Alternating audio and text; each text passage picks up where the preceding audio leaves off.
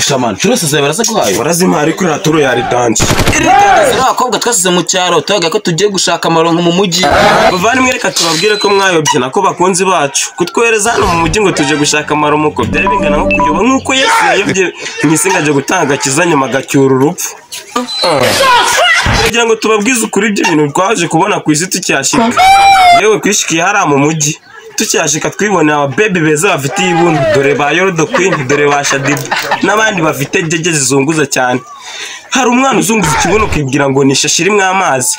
Ibi ngibi byaratuvanze rwose bidukura ku murongo.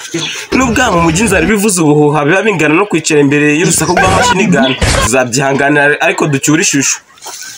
Turagira ngo tubabwire nkuko natwe twisunza abandi namwe mwihangane rwose mwihangane ba Petero barahuriyanye ndetse n'abandi bose baba mu cyaro.